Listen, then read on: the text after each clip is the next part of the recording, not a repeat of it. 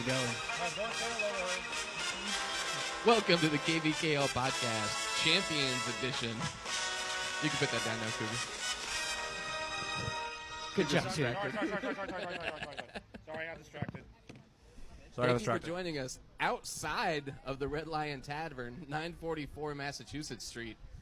A little change of pace. We're doing this outdoors. Katie is running the soundboard and smoking, so that's a nice. Smoke. A cigarette, she says. I'm joined, as always, by Jason Cougar Wong. R.I.P. John Facenda. We miss him. I miss that guy. You have a nickname, Ryan? I don't. We were just talking about this, actually. I was thinking Sean would bring out some smart-ass nickname for Ryan. Is that what do you got, Sean? Flying Ryan Pendry. I like that one. There you go. I like that one. There you go. Boston Sean Meredith. You can call me the champ. Isn't that? I thought it was the chump champ. I mean, McGregor is. Oh, jeez. I bring honor and prestige to the title. I've been besmirched. And Seth Supersport Sanchez. Boy, if you thought the doing the podcast inside Jazz House was dorky, you got to come and do it outside on Mass Street while students are walking by you. It is the nerdiest shit I've ever been a part of. Oh my gosh.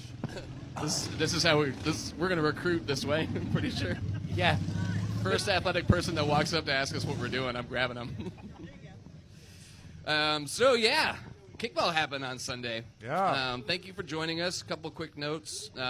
If you want to get into fall ball, you can start a team by hopping on Facebook fall ball page, or you can hit up Rick McNeely directly. If you don't have his phone number, you can DM him. He loves it when you slide into his DMs. What's the name of that Facebook page? Is it just Fall Ball Kickball or FBKL? FBKL. FBKL, yeah. there you go. Okay. And that our intro song was NFL because the end of kickball means the start of football. Yep, Yeah. that's true. Oh, yeah. Ready to gamble my life savings away. September 1st. First. It's Yeah. like legal now. Uh-huh. Awesome. At kvkl.com. Check it out. College football is better than NFL. That's a hot take that's dead ass And the wrong. hot take. There we go. There we go. Agree to disagree. Agree, disagree. KU doesn't have a team, basically, so it's like Hawks are coming, baby. you got to pick somebody they've else. never to root had for. Did anybody bite on Cosgrove trying to take the over 2.5 Nope. on I wins don't for bet. KU this Nope. year? I No. looked at their schedule, and it's highly plausible they might get 3 wins. Yeah, I don't think it's going But to I happen. want to take his money. My first year betting on sports was when KU went to the Orange Bowl, and they covered the spread every single week. I was like, oh, this is awesome. You just bet on your team and you win money? I was like, oh, that fucked me for life. Yeah, That only works if you're a Patriots fan. indeed. Then what? For announcements, I guess we also got the charity auction coming up September 11th. Never forget. Yeah, you won't forget when the charity auction is this year. That was it's like a really easy save the date. We have an announcement. Yeah, Lauren Legali, grab a mic. I just wanted to thank all the teams that helped with the 7th inning stretch game this year. I did the math today, and we made over $2,500 for House of McCoy just from 7th inning stretch. So thank you, everyone who helped out with that. Thank you, Lauren, from And Jazz House. Thank you, everybody who participated in weeks 1 through 7 when nobody actually. And by the way, won who anything. converted that kick? Who converted that kick? Jason. Thank you, Mr. Gove. Yep.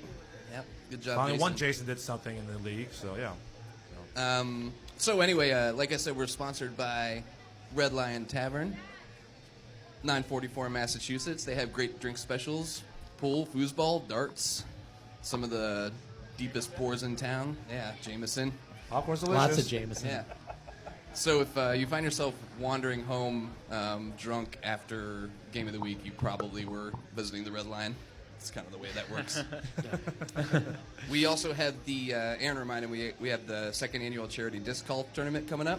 That was a big moneymaker last year, and a lot of people participated, so it's really fun. They've got stuff for people of all ages, so sign up for that one. And I think that's it. I'm going to turn this over to Seth and Sean and talk about the boot, the champ. Where do we start? Where do we start there? I mean, the final score, I mean, so it was, all right, you do your own championship about the score line. The Poshwash, blah, blah, blah, Scoonies by the score of, what? How are you going to say it? It's your team. Yeah, I mean, They Sean's the Scoonies 17-7. How are you going to say it? I mean, Sean- mollywomped. What's that? Public beatdown, I think, is Sure, yeah. appropriate. I would say I think that you need to talk about the second inning if Yeah, you're going to talk about Oh, that game. my God. Yeah, indeed. Sean, before I forget, I wanted to hear what your thoughts are on broken sunglasses on the field. Oh, Mr. Skulls. Gronk spiked the sunglasses in the middle of the inning, and later on he chucked towards his own dugout first base. I heard some boos coming from the crowd when that happened. I so. mean, if there was a heel turn, I think in any game Sunday, that was the heel turn. John was very incensed, you might say, about a couple of It's Joe, not Sean. It's Joe. Joe. It's Sorry, Joe, yeah.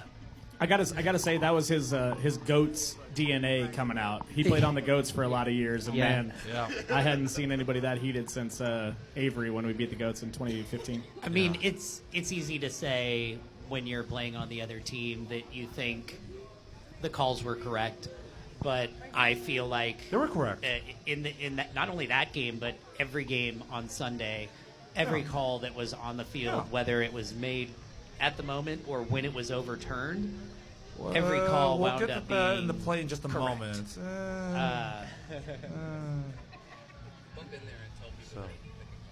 So It's Cal. it's Cal. Cow. Hi, I just want to say I did the book for this game, and the head ref was Ross Engel. We had Lauren Cyclops. Legale on third, and I think Ben Hutnick at first. And I Ben thought Hutnick it was was a at first, very yeah, well yeah. refed game. Yeah. It was. And then also, as the bookkeeper, you'll notice, I think it was that second inning Yeah. was the difference maker. I think they got 12 in that inning, and that was the Yep. difference And in 10 the runs score, after right? 2 outs. Yeah. So 10 it was- runs, 10 after 10 runs 2 with outs, 2 outs. yeah. 2 outs, nobody on. Yeah. So what was Nobody it? It was on. the final 17-5. 17-7. 17-7. 7. Okay, I was gonna say that was definitely the difference maker. And what was it? The Scoonies had like 5 defensive miscues that allowed that, bludgeoning to continue for Poshwash. You saw it there. They just it's just you figure in the championship game it's like okay, you have teams going to the championship game. They would shore up their things their game asses of the game. No, even those are no offense to the others, the lower third that those miscues will come to the forefront and magnify, especially in the championship game. And in defense, it's a classic way of losing. You have one really bad defense inning, you lose the game, and that shows. And I mean, I do not want to short sell the defense that we played. They scored 3 runs after the 5th inning. Yeah. You can say, dropping a 12 spot in 1 inning is the difference maker. Clearly it is. It's like saying if I scored 3 touchdowns in the first quarter, I might have a better chance of winning a football game. It helps a lot. But many times this year, we've been either in games or ahead in games and been on the other end of this 9, 10, 12 run inning. So to not only get to drop that for once and then play good defense the rest of the game, I think everybody on the team did really well. Our ladies, Morgan played out of her mind. She did. Yeah. Kicked exceptionally well, as always. Is that the lady that kicks second for you? Yeah. Yeah. She's a great been player. our 2 spot for. She didn't play last year, but she's played with us for 5 years. She's incredible. No, you guys looked like a different team out there Yeah, than I like mean, what we. Like, it winning looked like does everybody a lot. cared. It Yeah. looked like everybody cared to play in that Winning game. does a lot. Whether it's 1 game or for the cup, being able to win 1, 2, 3 games in a row can do a lot for a team, and it did a lot for us this year. What was your record at Hobbs Park this year?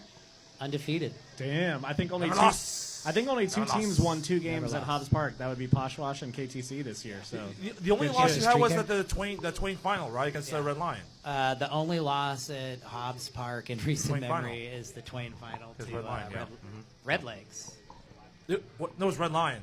Red Legs Was it? beat Oh, Post yeah, it House. was Red Red- Legs beat Red- Post it was House Red like 2 Lion, years ago. yeah. So yeah.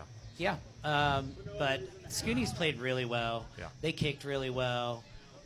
ran the bases. Just there were a couple the second inning. Yeah.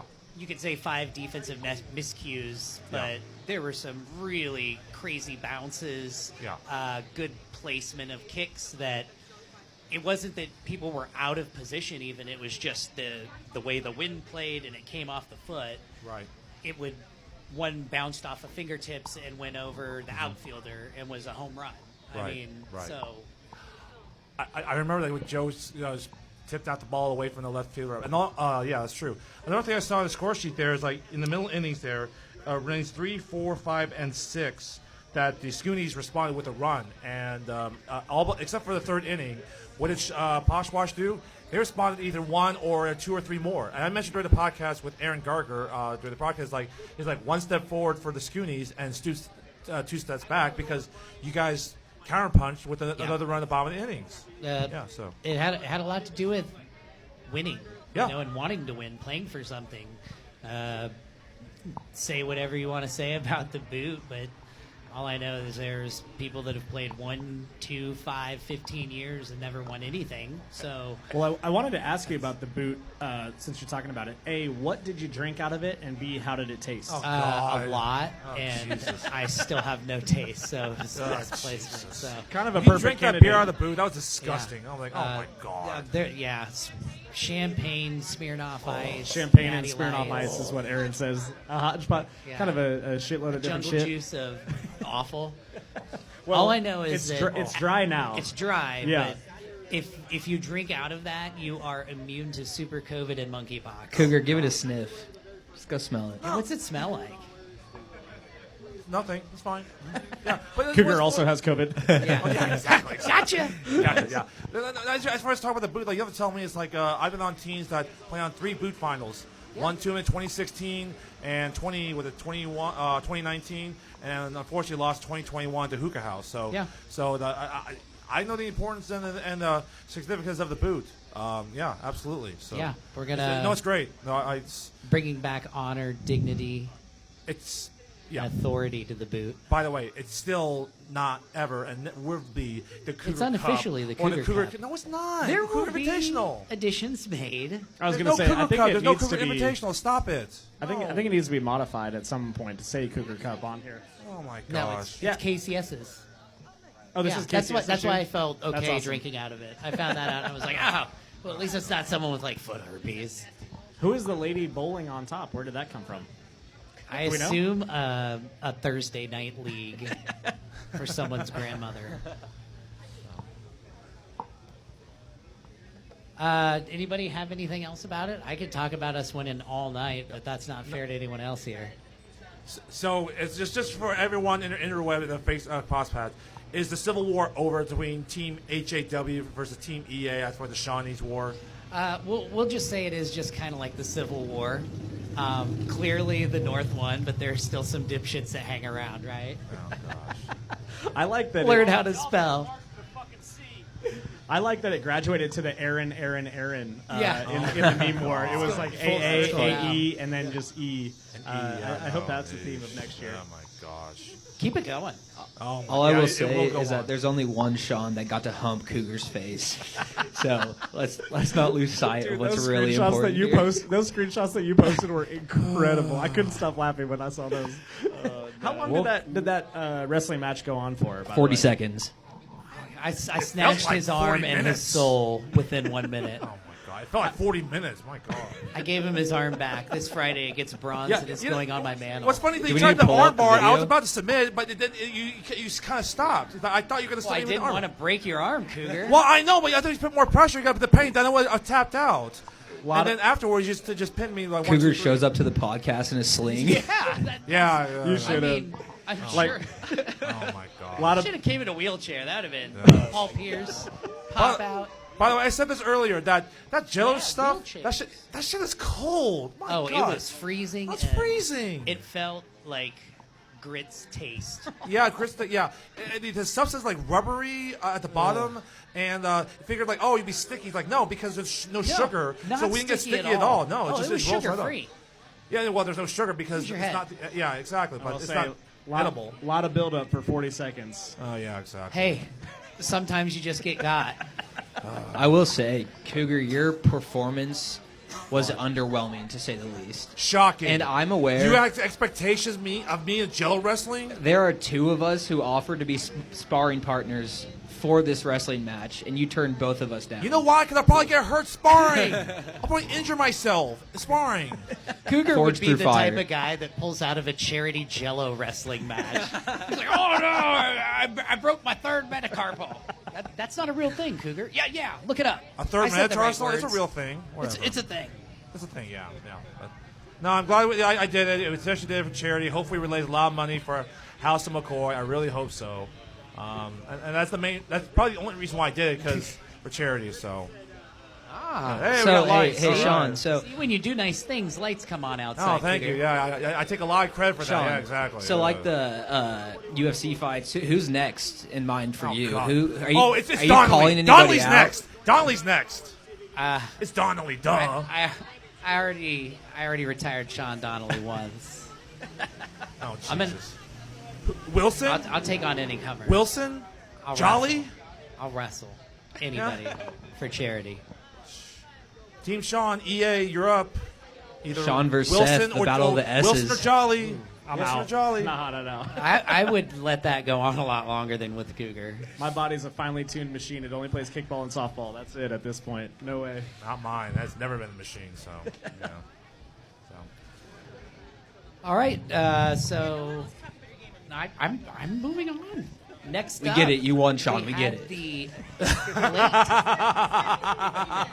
the Diana Plate final. Yes. Cougar, Yes. what were your observations on? I know you had started calling the game.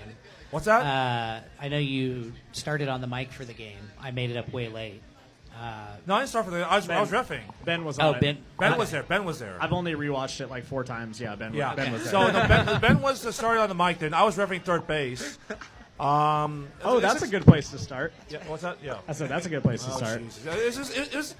All right, let's get to the nitty gritty of it. Then the missed call by me. It so, wasn't a missed call. It was there a good missed call. So what was the second inning? Well, I'm there- glad the video footage replay. No, it was the You're first able to- inning. Huh? It was the first first inning. inning. Yeah, people talk about inning, great yeah. referees, and then we didn't win. So we had that one call where Seth fielded the ball. I think Will was going from second to third. I think it was Derek. I think it was Derek. Is Derek? Okay, I'm sorry, Dylan. Dylan. I thought he Seth tagged Dylan, and then he ran over to second for the double play.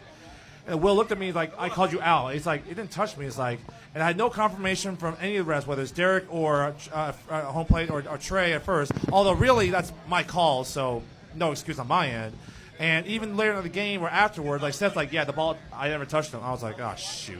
Oh, yeah, shit. I was on book for that game, and I actually said to Derek after that, I was like, oh, it didn't touch him, and I should have. Why don't you say something? I hesitated, and no one argued, so I You didn't could have said make- something.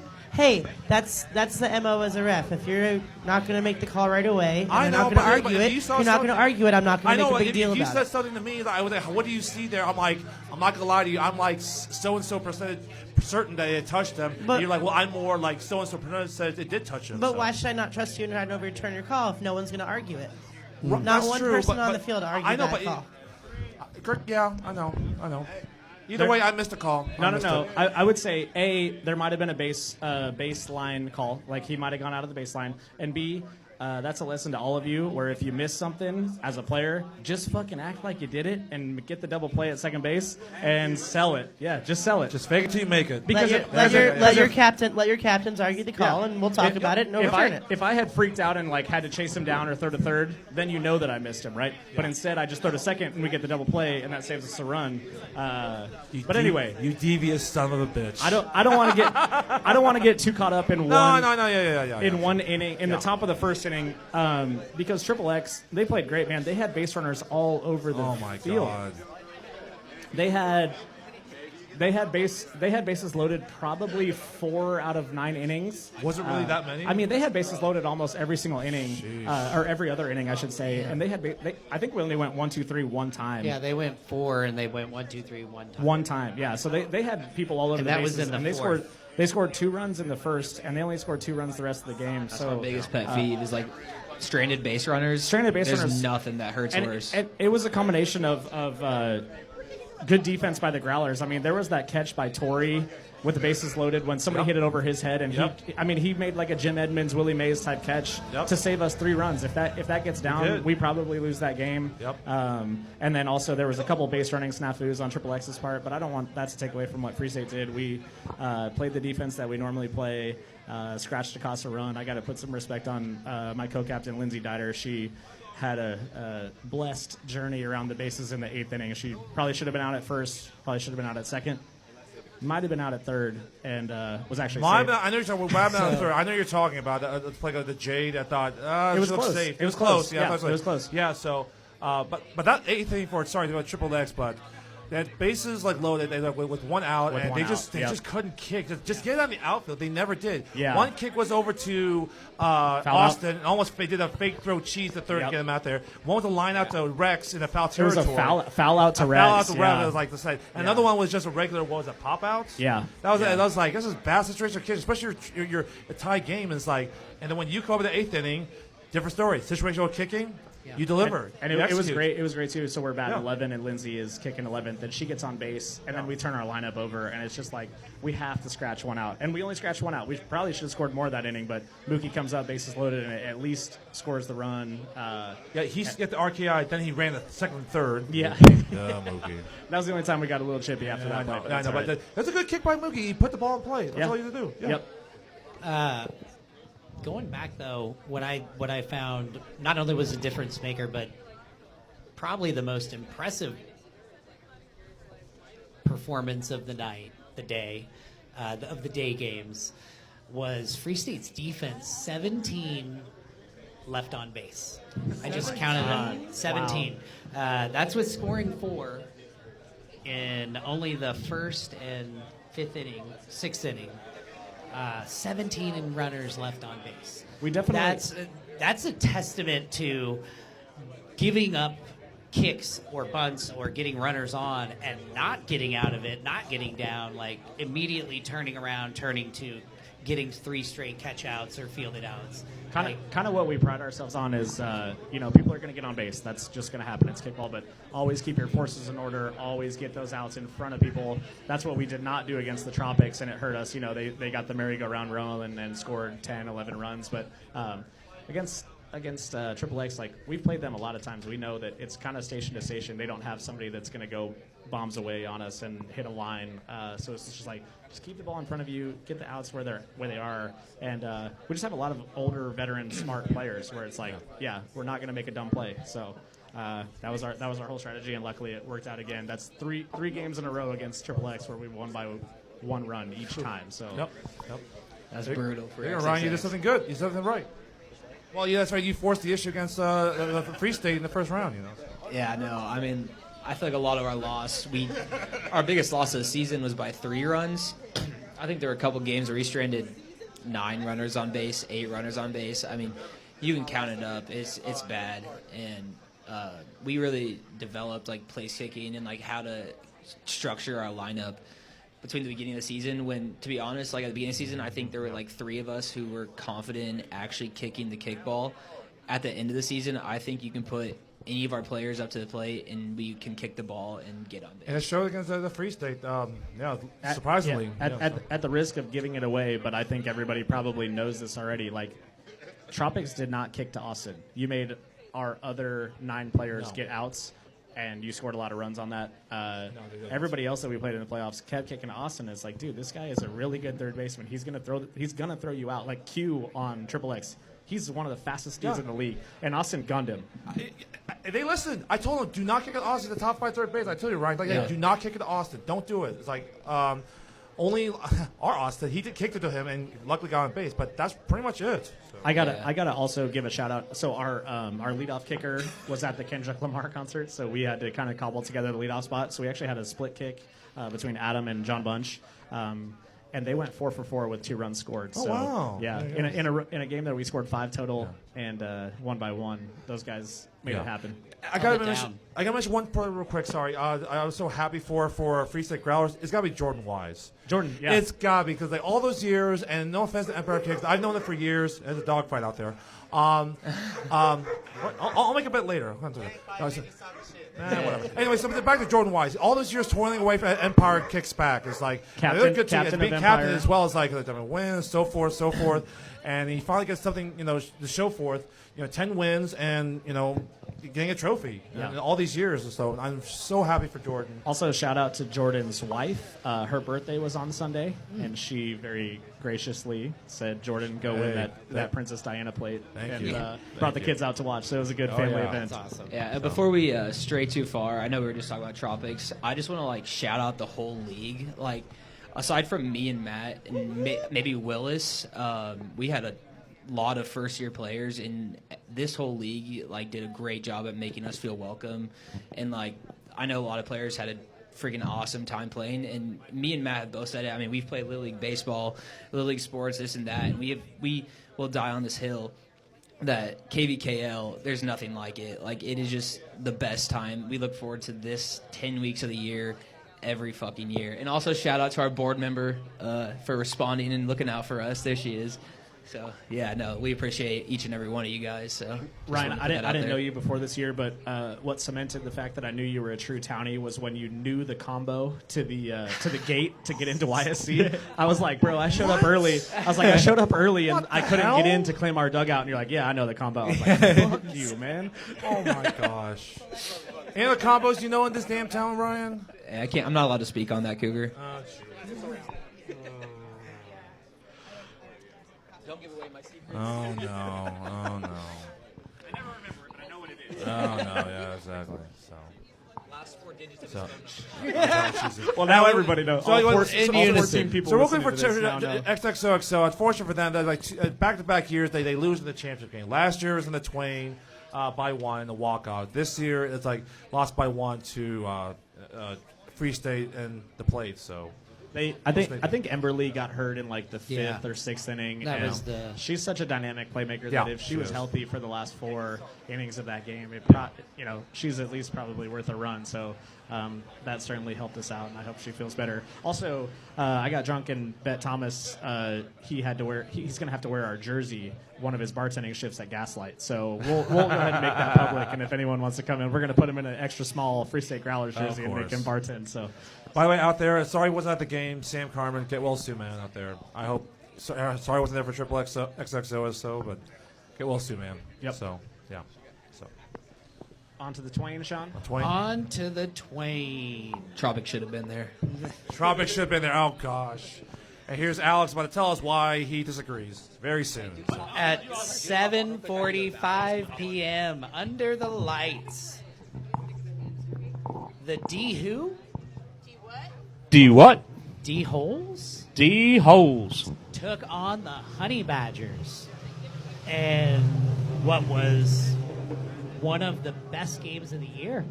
I thought it was a great best game of the night that day. It was the best game. Yeah. I would have to agree with I would say arguably. I mean, everybody wants the cup, but I'd say arguably the best game of the night for entertainment purposes. Definitely. Uh-oh. I think Sean's mic cut out on him.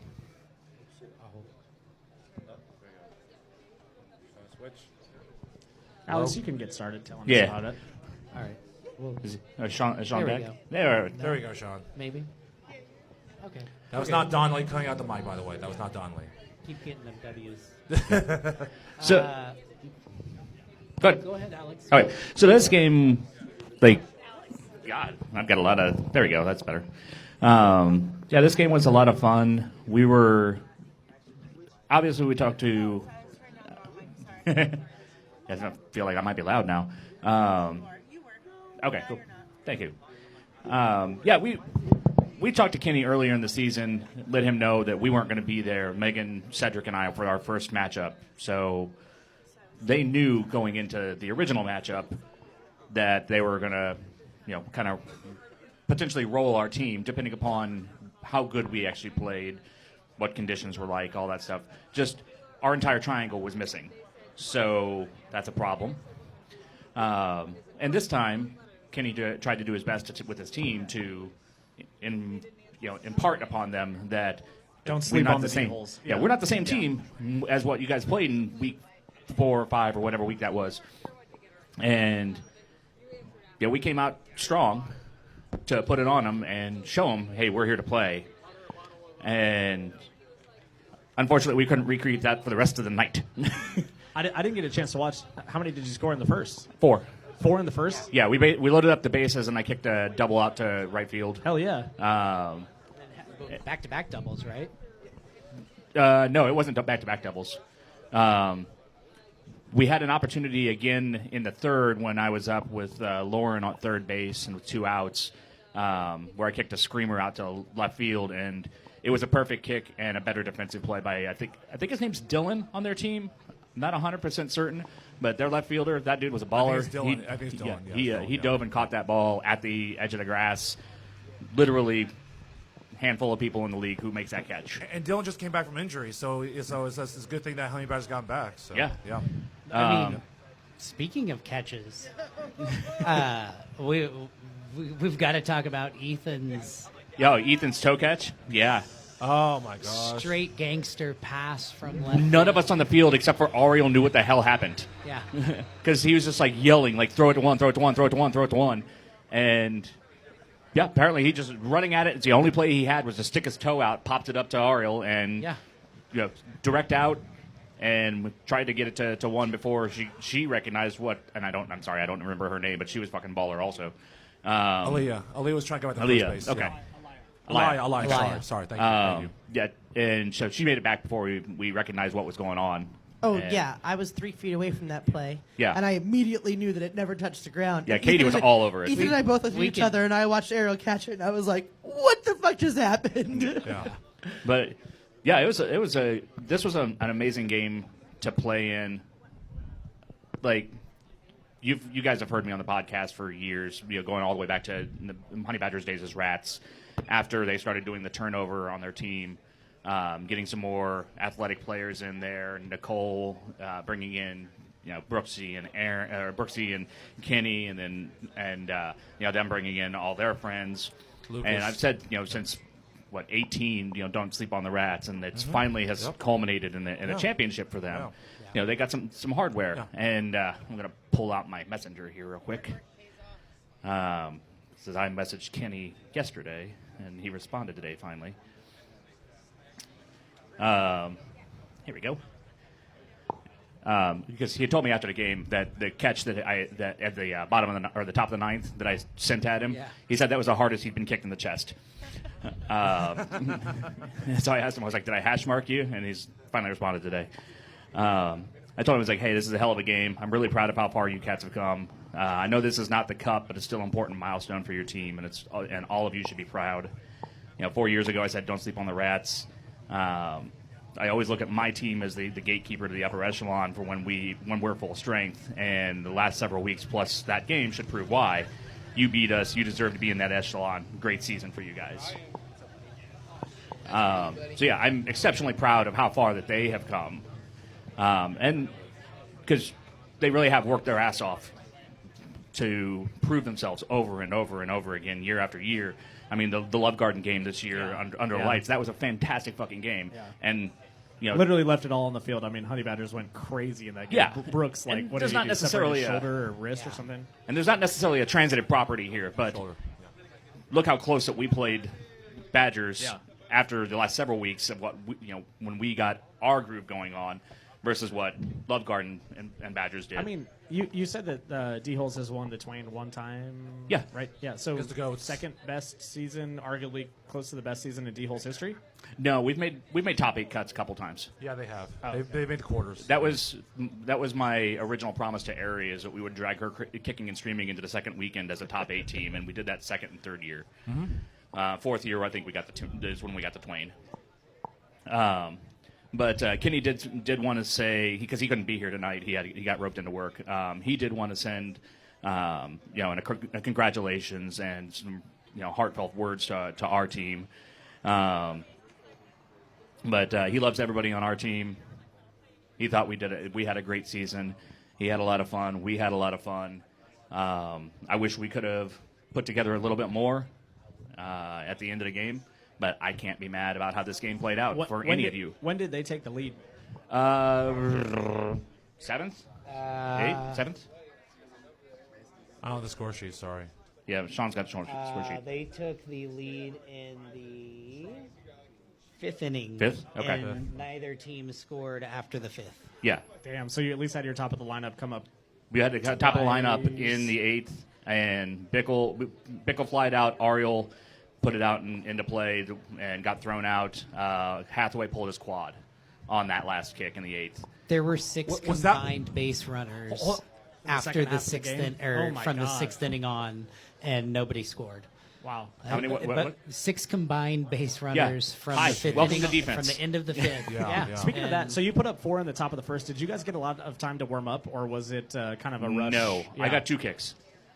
How did you not get? I mean, I guess on the field. So thinking about it real quick. So later. after the first game, after the boot final, we had a very short amount of time to warm up, and Our game took forever. and there were 5 runs scored in the first inning. 3 Yeah. by Free State, 2 by Triple X, and then there were 4 runs scored 4 the rest of the game. Yeah. And then in your game, you guys scored 4 in the top of the first. Did they score any in the bottom? Did they respond?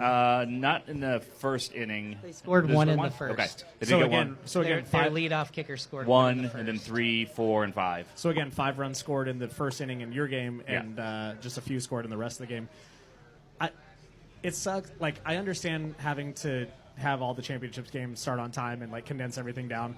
It does kind of suck to not get to fully warm up for the most important game of your entire season. Like, maybe the board should start the boot game at 3:30 next year or something like that, just because Yeah.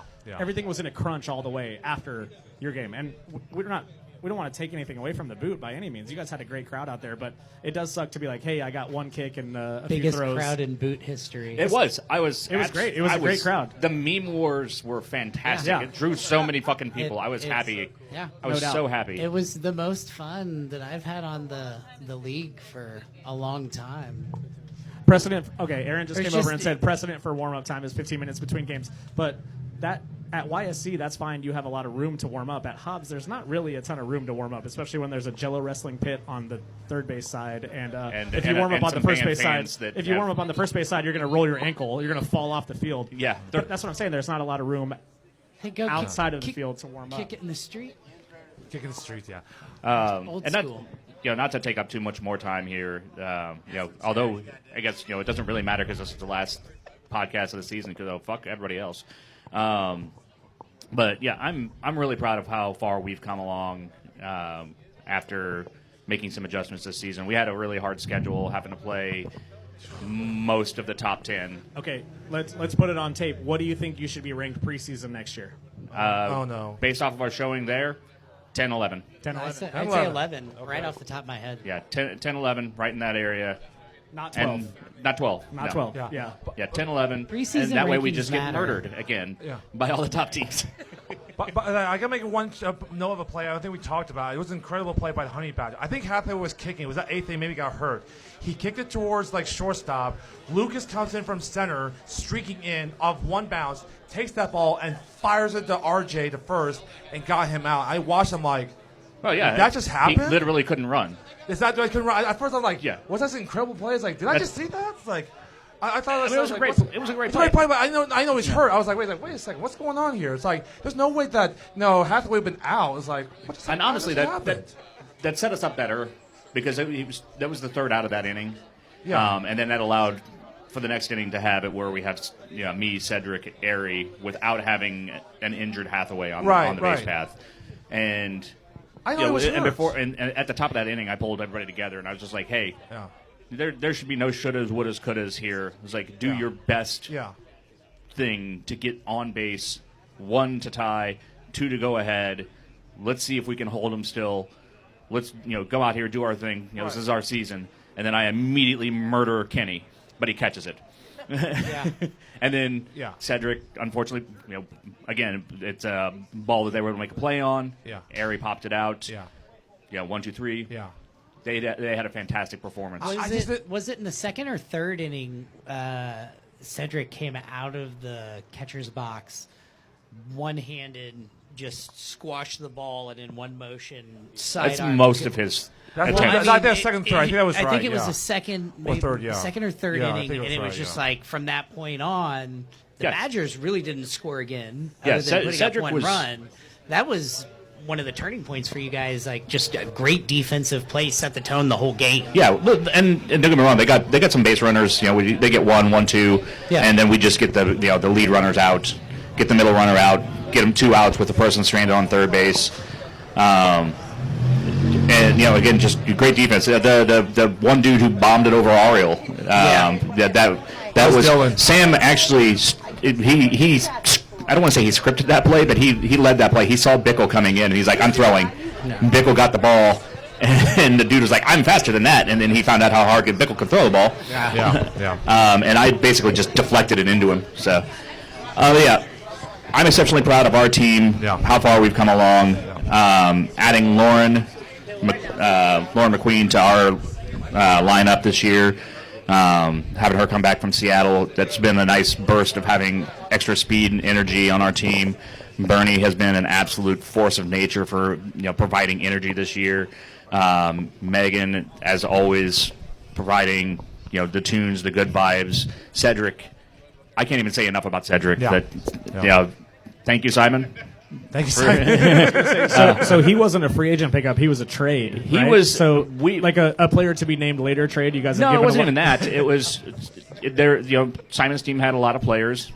He wanted to do But I'd Cedric heard right. over the years that D-holes have given a lot Oh, of yeah, talent yeah. to Post House. So this was like he The finally return came back. investment. Yeah, so yeah. The player to be named later turned into actually the real star of the whole trade. Yeah, exactly. there you go. Yeah, there we go. But yeah, Cedric has been absolutely amazing this year. We love having him on the team. We're looking forward to many more years with him. Keep bringing that New Orleans keep it loose vibe on the base path. And honestly, just all of his experience. I mean, he's got a ton of circuit experience. Not to mention, just a few years at KVKL, but a ton of kickball experience. So that dude is amazing.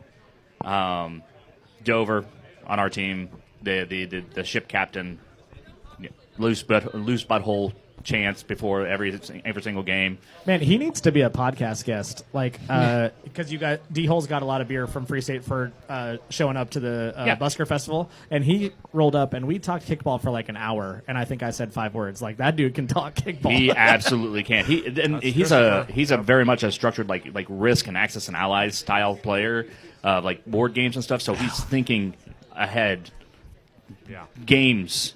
Weeks and ahead of what we're at. That might be a good segue to the championship game because there was a lot of strategy going on in the championship Yes. game regarding Yes, there moving was. pieces around the board, so to speak. Great job, D-Holes. Yep. Great job, Honey Badgers. Thank you, Kenny, for an amazing game. Yep. And I'm going to turn this back over to Pendry here. I might grab it from his hand for a couple of statements. I don't know. No. Thank you, Alex. Appreciate it. So. Yeah, moving on. Let's see what. Discussion question. Okay, We here we have go. a Here we go. Here we discussion go. question. Oh no. Here we go. Here we go. What is it? Oh, I don't know. Could be bad. It could be good. He just I said have have no a idea discussion where it's question. going. What's your discussion question? Jeff, what are you poisoning us with? What do we got? Cough syrup. All right, hey. Cougar. If we're coming Yes, up with sir. a discussion Sean, what's question off the top of our head, since Ben just left us in a lurch like that, I would say, what team outside of the top 4 would you say has the best opportunity to break into the Final Four next year? So not KTC, Harbor, Kansas Street Care. Post House, and Love Garden. Who do you think has the best opportunity to go Final Four next year? Wow. Dude, Pendry wants to say KBC so bad. I'm not saying anything here. He's over here biting his lip. He doesn't want to say it. Okay. Here's a conventional wisdom says harpies, but looking That's what I at was them, thinking. it's like the problem is like I don't know. Yeah, the everybody mentality- called the me mentality of crazy harpies for is like, having them as I my just- wild I just, horse I just or don't dark think horse about pick. harpies. They have the killer instinct. They have the talent, physical talent. They have the youth, but having the KI, the killer instinct. Yeah. I'm not so sure they have that. Harpies are running up against that thing where You I think think they're plateauing? I think the next Taylor Alvers son is going to be 18, so he's going to be on the team next year, and they're running up against that thing of like how many people can you have on the team if you're going to be a top squad? And people leave town or graduate or whatever. But if they're running, maybe it's Honey Badgers. Maybe Honey Badgers. That's what I'm thinking. I will say, going off your point, Seth, like, after we played the number 4 team in the league and just seeing, like, first off, shout out to Love Garden. Like, they were lovely people. We got beat by, what was it, like 15 runs? 17-2. We got beat by 15 runs, and that was one of the most fun games I've played of Cobb Valley. They're fantastic. People. They are, absolutely. That's why I would not, like, I do think, like, for our team, like, I think the sky's the limit. Like, I believe in every player on my team, but that's just me being a captain, like, just talking as a captain, because obviously, why would I be a captain if I didn't believe in my team? But, like, seeing the gap between the 4 team, when you talk about top 4, seeing between number 4 and us, there was a gap. But then we played number 5, and we're up on number 5, 10-1 through 6 innings, and that hurts to say. That sucks to say, is that we were up 10-1 and we still fumbled the bag. Yeah. But we lost that game, and I take responsibility because I didn't make proper adjustments. But I think there's a gap between 4 and 5. So if you ask top 5, then I say anything can happen. That's where that Honey Badgers Love Garden result in the game of the week is so illuminating, because it's like maybe it is Honey Badgers that they're actually the 5th best team. Red Lion, obviously, but also we cannot forget about JWE's result. I think they brought a lot of veterans back throughout the course of the year, Filer and Shahir, and solidified who they are, because they lost by 1 run to KTC in the quarterfinals. Shout out Kaylin Tierolf on JWE. She's the old rowing captain for KU, so she's a beast. She's a monster. I shout out her all day. Yeah, I was gonna say, like, the core ladies is one of the more underrated core ladies in the league, and they got physical talents, and I think I like JW a lot. So. Okay. Maybe not as the Honey Badgers, but I was not top 4 to the top, Final 4, but yeah. Yeah, I can get behind the JWE thought, as long as they bring somebody like Shahir and Filer back, because that's a lot of experience and a lot of knowledge and athleticism that gives them a boost. If I had to say somebody else, it'd be Johnny's. Yeah, I think Johnny's is as long as Shane. They turned it at the end of the season for sure. Yeah, Shane, Michael, Carrie, that is a solid core of people, and as long as they stay healthy, and they're allowed to be the ones that strategize the team. Yep. Austin, be the captain, do the lineup. Yeah, they were the 4 seed last year. Yeah, I think Johnny's is the one that could potentially break in there. Good, yeah. Meredith, you have an answer? I mean, I've been on them all year, picked them to win in their game, and I think winning the Twain is going to weigh in some teams could fold under that kind of expectations the next season. But if you're going to be judging next year's teams off of what we've seen as up to right now, right. The easy answer for me is the Badgers. Yeah. But after shitting on them all year and using them as the foot of mini topic or discussion questions, Johnny's has to be considered right there. From the way they played weeks 1 through 3 to the way they finished the season, they were a completely different team. But like Alex said, it's about the structure of the team itself. We're not talking about like physical talent. I'm talking the actual structure of the team. That determines like how far they go. Yeah, and that's why I can't immediately go to Johnny's, just because of the nature of the team. Yep. When you're saying, oh, is everyone going to be healthy? How many people are going to be here? I was going to say KVKL Hot Stove. I know that Cole, who's their left fielder, he's moving to Arizona before the start of the next season. He's going to play with us in fall, Kickosaurus, and I think that's going to be his last deal. And it's like, Arbar, let's fucking go! Also, maybe Arbar top 4. I don't know. Brian. Top 40. Jesus. Katie got inside info that suggests that Michael is taking over the Johnny's next year. So that. We'll see. Yeah, that might be something. I don't know. So what's the discussion question, Ben? First, also you guys are missing it. The answer is Brutang * if they're allowed to play next year. No. Ben coming in hot. Hard asterisks. Let's Let's give a quick shout out to Red Lion again for hosting us outside. allowing us to podcast and drink and smoke at the same time. Really, we're just missing like a craps table and a couple strippers. Yeah. No. I also thought it was funny that our response to Marisa talking about there being too many carrots in the stew last week was to have a podcast with all dudes. Sword fight. Good on us for feeling the progressive vibes here. Yeah. Oh, that's funny. All right. All right. So yeah, let's go to the ship. And so the discussion question is 1A, 1B. 1A, has KTC solved Harbor? I think the answer is yes. 1B, does Harbor need to blow it up? Does Harbor need to blow it up? Wow. Okay, just for a little context, how many shutouts were there in the playoffs this year? Three. Three. Total. D-Hole shut out 23rd Street, who a lot of people should not have even been achieved the seed that they achieved. And then Woos got shut out by Shirt Factory. And then we were all geared up for the championship game. And fucking Harbor Lights threw up a 0 spot. Man, that was not entertaining. What does blow it up look like in kickball? That's what I want to know. Well, I think so. It kind of ties into the last thing you guys were talking about. So I think the question really is: are people going to realize that in order to beat KTC, they have to put together a super team? And so, are we going to get some kind of an iteration, like Los Luchadores in 2010? Yeah, but something like that. Yeah. That's so, are we going to see somebody make the move to try to pick off the best players at every position KBC from the remaining Tropics. teams? We're coming, KBC. baby. Oh, God. Wait, Bryson's going to be on the Tropics next year? We're ready. There's going to be a You tropical heard it here storm. Y'all better first. take shelter. No Fly Zone is taking his talents. Oh, no. I did see Bryson hanging out at this last championship games with Ryan Pendrio for like 30 minutes to an hour. He said he was going to go play for late fees if they won the ship. That's not true. gonna He happen. did say So that. that means he has to pick a team somewhere in the middle now to go to. Yeah. Also, Bryson owes me $20. So are you saying Oh, did you take that minus 150? I just did it straight up. so a middle of the like a 15 and above team? He should play for Brutang next year. Oh, my God. Oh, my word. All right, let's talk about the game real fast. The ship. 0-0 through what? 2 innings? 2 innings? And then Oh, boogers. bases loaded, or at least a runner on third with less than 2 outs, and Angela came up, and she put one out into right field and No, scored. I don't know who was the first run that scored. They scored in the second inning. They scored in the bottom of 2? Yeah. Yeah. Bottom of 2. They had bases loaded, but only scored 1.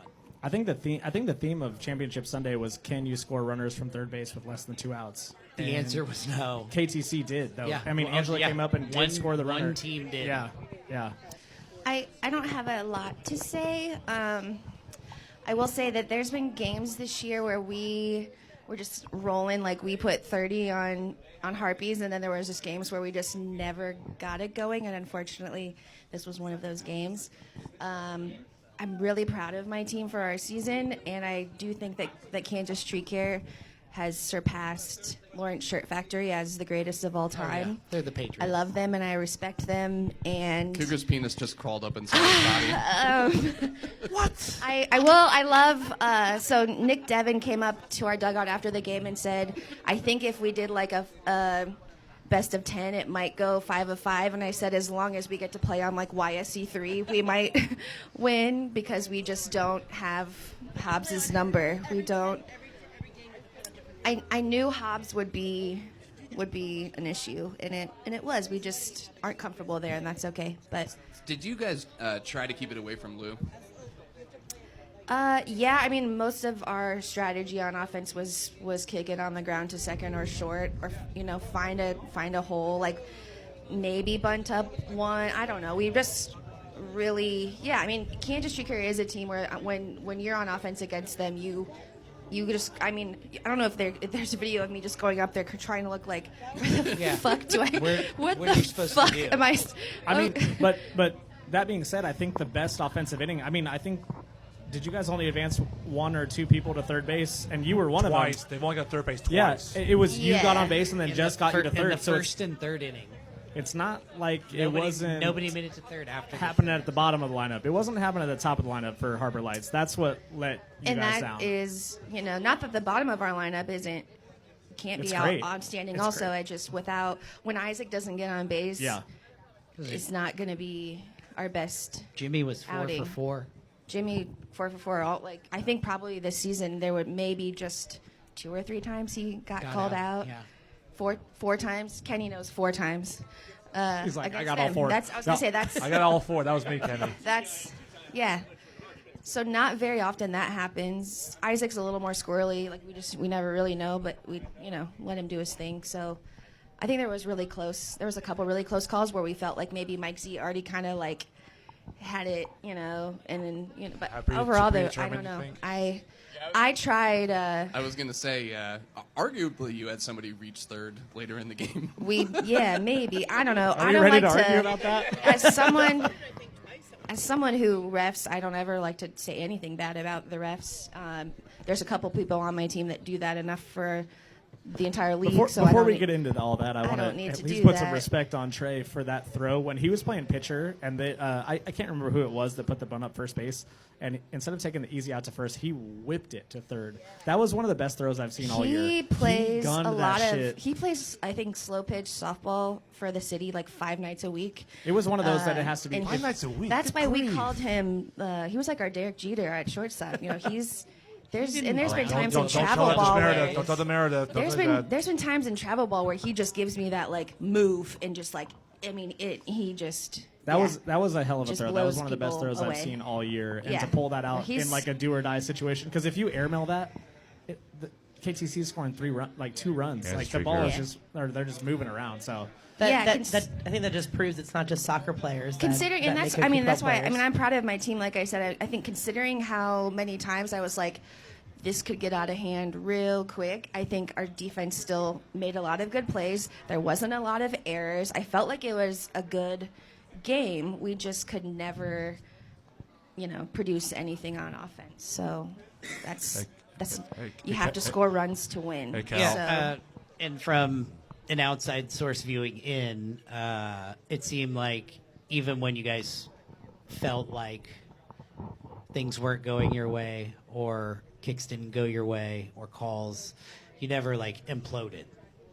Sure, lot of- and I think that's maybe you one of still the came main up- reasons that my team was okay with me pitching, because they know that I'm just always going to be smiling and telling them that they're fucking fantastic and that I believe in them and I think they're great, and I never want it's just kickball, and obviously I think we had a little bit of emotion. I shout out to Cosgrove for chalking Ryan's initials by our dugout. That meant a lot to us. So I just kept saying, it's bigger. There's more important things happening right now than kickball. This is pretty cool that we get to do this every year for the past 4 years with our friends over there, and just hugging everybody. After the game, it was like I didn't really feel like I haven't really felt like we've lost yet. I don't know. Yeah. Maybe we don't. well, because you're going We to still got to put all of our drinks on Brian Sims's tab after the game, so nobody left. Nobody was a loser. I don't think. Well, and you So I agree. and you're probably going to be playing them again in August 2023. I think at this point that's the goal, right? Every year, it's just we know we're going to see them, and I do want we'll to just ask do better about next time. because I didn't get to see your semifinal game, and then you showed up in the cast of the podcast, and I was like, wait, you're going to play in the championship game, and I thought that Kansas Street Care was going to take advantage of that, and they really did not. They really did not. Because the last time that there was a similar situation, it was CJ playing first base for Wildman against Shirt Factory, and 2016. once they figured it out, it was kind of over, and so that was what I was thinking about all week. I was like, man, I really hope that it's not Cal's hand that determines right. this Well, whole deal. we had a few of us went out to Hobbs that morning. I threw some signs up around the stadium, and I just wanted to. I had Isaac tape me up just to see if I had grip, and I'm not wearing anything right now. I think it's okay. The break is more in my palm, so it's nice to have my my right hand back in my fingers. But I think Liz showed up with Jimmy to our kick around, and I don't know if she said, hey, Cal can throw, and Cal, I didn't think anyone on Kansas Street Care was going to purposely blasted at my right hand. I don't know. But I think at that point we had figured out that Trey was right behind me. I kind of said anything that goes to my right, Trey's right there. So, yeah. No, I was going to say you made a couple points of what kind of stood out to me to your game more than anything is that how much you all know each other in terms of the way you play. And you all play with each other in another league that I won't name because it's not our league. Sure. But I think that is a huge difference in the way that teams play. Yeah. Especially coming from someone who plays against someone like a Poshwash where I know where every single team plays and my teammates listen to me and say, I know what they're going to do. I know how they're going to kick. I know what they're thinking. Every single person on your team knows that from both sides. Sure, and I think Lawrence, Kansas is just different for kickball. Anyways, when we go to those traveling tournaments, it's oftentimes it feels like Kansas Tree Care Harbor because it's tempo versus Bad Astra, and even then it's like we're not out to get each other. We're all friends. It's not like that's what I was trying. Yeah. So this is more almost like Hobbs Under the Lights is just almost. I mean, I think it's more fun, but it's just fun. Yeah. Not I didn't really lose any money on Sunday. I didn't have to. There's no plane tickets or registration fees or jerseys that cost way too much money. So anyone Kansas Tree want to come up and talk? Yeah, there's so many of them behind me. There are all these handsome men. Brian, Kenneth. I didn't lose any money Sunday either, but that's because I bet on Kansas Tree Care. I gotta get this out of my hand. Much How love. it feels. Come on, don't be shy. Also, to answer Seth's okay. question. It's your third time being on mic. It's all good. Here's Kenneth. Woo! How many actual championships do you have collected in all of your leagues? How many total trophies, Kenneth? How many total trophies? Like all your Well, 38. I mean 38. I don't know. I mean, I only have one in traveling. Fall ball, yeah. City League. Yeah. Yeah. I mean. Dodgeball. I mean, I want to know dodgeball. Yeah. I mean. Rain tournament, charity tournament. Okay. I guess I don't. Yeah. Actually think about something. But I just wanted to make Kenny blush. Mantle is flush. I will say the game against Harbor Lights was fantastic as always. Always great competition. And like you were saying, we know how each other play, and making that switch, which was totally Lou and Ange's calls. I think was that based on who was up to kick or situational or yeah, what? I mean it was all who's up to kick. I mean, you know who's gonna, who we believe is gonna bunt. And, right. I mean most of the time it's Isaac and Jimmy, and obviously Jimmy was able to kick and get on, which kind of throws whatever for a loop, but able to keep Isaac off the bags is still making them play your game that way. Exactly. Mm-hmm. And then it's then we'll switch back for the next guy, and AO will switch. Ange and I will switch because, he'll most likely kick as a 4 kicker. Right. And even if he doesn't, you're kind of like, well, if we limit him to a single as opposed to exactly a line drive to the outfield, then that's good. Yeah. But yeah, I mean, it was a great game. Yeah, you guys kind of next leveled that thing. Yeah, we. Yeah. Oh yeah. I mean, the gals for both teams were unbelievable. I can't tell you how many times Nicole and I were looking at a game and see like a girl in the outfield, and I'm like, it's not just like a rover. I'm like, hey, look, and she's like, I know, I just seen her make a catch or whatever and throw it in, like. Not like a don't kick to live. Yeah, not like a soft throw, but like a good throw into second base or whatever to stop the runner from advancing. Like it's we've said it multiple times. But yeah, and shout out to Kansas Tree Care girls. I mean, they absolutely killed it as well. Yeah. I got a question for Kenneth. Which was more dominating to you for your team against the Harvard Lights? Was it 2018, the 17-2 bludgeoning? In the most runs, the highest margin of victory in Cup Bracket Championship, or last Sunday, the shutout 6-0? What was more dominating? Or more convincing? I would say the championship. What was it? 3 years ago? 2018. Yeah. 17-2. I would say that was more of a. More convincing? Yeah. You would say than the 6-0? Yeah. Okay. I mean, because. It was never a game. Yeah, I mean, we got ahead and, kept piling on runs, and then we actually kind of eased up because it wasn't much of a game. Then, I mean, they've been obviously neck and neck with us. Two walk-offs in a row. I mean, yeah. So I argue that pushed them to make them better as the year. Absolutely. Yeah. Oh, yeah, 100%. I know you guys probably just talked about it. I missed it while I was inside getting a drink. But talking about your defensive shifts, was it something where you literally went through batter by batter, the night before, 2 days, 3 days before, and we're like, this is what we're going to do when this person comes up. This is what we're going to do when this person comes up, regardless of the situation, right? So if there's somebody on first and second, it changes, or was it just in the moment? It was whoever's kicking. But you were deciding that as it was happening, where it's Lou texted me, I think, on Saturday night and was like, hey, I'm going to switch you up with Ange.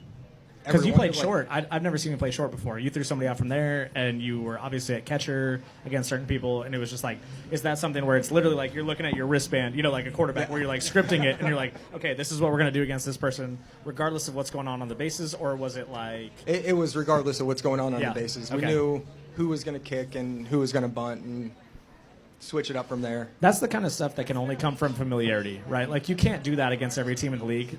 Obviously not that you guys need to do it, but say we're going to play KBC next year, and it's we've only played them one time. We don't have that level of okay, now Pendry's coming up, we got to do this. That's only because you played them 10 times in the past, 4 or 5 years, where it's we know exactly what each player wants to do specifically. That's why all the scorekeepers need to mark the bunts and shit on the score sheet and show where the flyouts and stuff like that are, so people can study the sheets and be Dick Towel-like in their evaluations. I also would say that's a testament to our area of Kansas City, because we have a lot of players that come from Kansas City that play in leagues out there, and they have different rules and they play a lot differently, and we have Lawrence people that will play there, and even our own city league where we'll play against our own people. I mean, we're all spread over KVKL, and I think it's really cool that a lot of even the lower teams are starting to kind of understand that mentality, and I really respected and saw awesome level of competitiveness literally from top to bottom all year long this year, and it was awesome. Yeah, going off of that, I mean, I've always told Nicole, when I used to go to the Wednesday kick-arounds every Wednesday, my goal was to try to help someone. I thought your goal was to get a wife, and you achieved that, then you stopped going. Well, actually, my goal was to not be with anyone in kickball. That way I can just play my game and just not worry, and then of course she kind of ruined that, but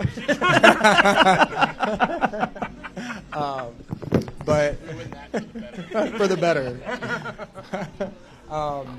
But yeah, I mean, that was my favorite thing. The Wednesday kick-arounds go, and if someone's having a hard time kicking or bunting, I'd be like, hey, if you want help, I'm willing to help you right now and kind of show you how to bunt a little bit better, or how to position yourself a little bit better. And I mean, being able to help someone do that, and then watch them go out and play a game and actually do that, and then share it with their teammates. It's shout out to KCS for putting those together for years on end now, and Yacy this year as well. Yeah, it is helpful. I mean, it's something that a lot of people have gone through. Yeah, and then also the talent spread out throughout the league. I mean, I go to the traveling tournaments and talk to people, and I'm like, oh yeah, I kind of ask them about their kickball leagues, and they're like, oh yeah, we have we have 12 teams, and I'm like, oh well, we have 36 teams, and they're like, what? And I'm like, oh yeah, and they're like, because the traveling team, our traveling team, they're like, oh, are you all on the same team? And I'm like, no, I told them we're not going to do that, because we don't. That's literally how you just kill leagues. And that is something hearing all these other teams that they literally just make a power team and then, run everybody off. Exactly. You have these big 12 tournament or 12 team leagues, and it literally gets cut down to 4. I had a couple quick things. First, Liz texted me, and she just wanted to say it was fantastic to play Harbor as always. And speaking of your domestic bliss, she said, in addition to playing great, Jimmy was a great sport, taking pictures with her after the game. So I will say shout out to Jimmy because middle of the game, I mean, we're probably up like 2-0. I was just playing shortstop, and Lou had to throw to second, and I seen Liz like kind of there, but I just grabbed it anyways and stepped on the bag so there wasn't going to be a collision. You were on the near side of the ball. Yeah, So. and so like I throw behind her. Yeah, I remember. Yeah, and I mean, it was more of to avoid anything. And so as soon as I get up to, because Jimmy comes up, so I get up to catcher, and he was like, "Man, I don't want to see that happen." And I was like, "What? Like an out?" And he was like, "No, Liz colliding. Like, don't." Right. He was like, I really don't want to see that. Like middle of the game, like pretty high intensity game, but like his mind is in the right place still. Exactly, and that's. I mean, always a great thing. We talked about that one too, and I think the ruling on that was that was Olivia that was sliding in. I can't remember who was sliding in. She didn't slide in. Right, duck and cover. The ruling was that they had a path to the base, and that's pretty much all you have to give them. And it was actually really similar at third late in the game with Dakota. And I watched that play at third on the Twitch replay like 15 times. And I'm still not sure exactly how it should have been called. Yeah, but I don't feel bad about it. I will say Trey was dying on the wrong hill when he was talking to me about it afterwards because he said that he kept on saying that Dakota was trying to round third, and I was like, no, he definitely wasn't. He collided into Lou pretty much on the base. Lou was standing on the far side of the base. On the close to, if you're walking down the line, he was standing on the side closest to left field. And he got his foot out of the way at the very last second. I think on replay, there's probably a question about whether or not Dakota felt like he had to slow up a little bit. The problem is he didn't slow up, and it's pretty clear on the replay that he ran into Lou on top of the base. And if he had slid, it wouldn't have been a question, and he would have been safe. Yeah. So, but looking at it, he definitely wasn't rounding, and I didn't say this to Trey at the time, but my first thought was, well, if he was going to round off a third, he would have been meat. Lou would have had the ball a foot behind him after he rounded. And I guess my other thing is if you're rounding a base, at least how you step on the inside of the bag to round. You don't step on. Exactly. Yep. So, kind of the way I see it, from breaking it down just from a rules standpoint, I rewatched it a few times as well. My opinion from what I saw live is still unwavering. It all comes down to whether there's malicious or not in the intent of the play. So, with it being the third out, it didn't directly affect what I would have seen and had to have called from my vantage point. From my vantage point, the call was correct. It was one of those plays that it would be no different if we didn't have a safety bag at first and there's a close play and someone runs into you. If someone runs into the first baseman and they drop the ball without touching the player, are they out, or is the player out? That's why there's a safety bag. I will tell you, Twitch was in thing an uproar. Yeah, Twitch so was not having the it. unfortunate thing about it is that you can't enhance it clear enough. But from what I saw, the only call that could have been that would have affected this differently is if there would have been a runner behind him, because it would have been still a live ball until the out was called. Because the ruling I would have seen was it would have been a delayed dead ball out on the runner because he didn't slide. All the rules defer back to if there's a play being made for a runner, that runner should always make an effort to slide if there's the need for it.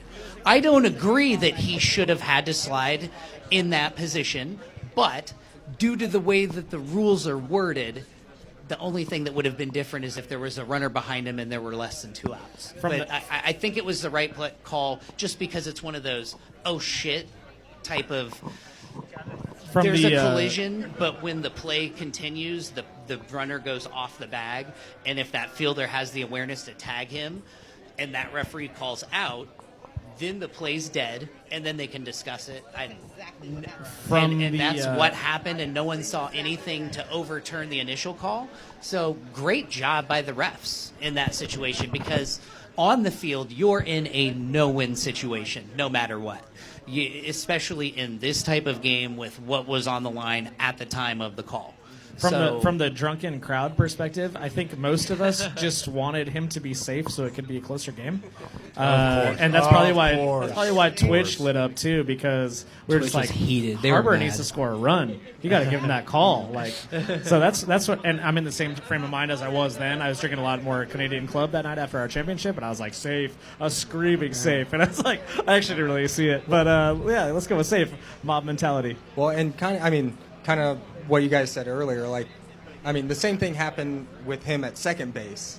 And if he would have slid at second, I mean, there definitely would not have been, I mean, it would have been safe 100%. If he would have slid at third, he would have been safe 100%. So it's like, I mean, when you don't make an effort to slide and, I mean, you just, like, try to stop on the bag, like, I mean, if you do fall and you get tagged out, that's one thing, but also, I mean, you're also kind of asking to, like, hurt your ankles or something. I mean, stepping on the bag wrong, that could really mess up your ankles. I felt like the unempathetic parent that was like, hey, Dakota, just fucking slide next time, okay?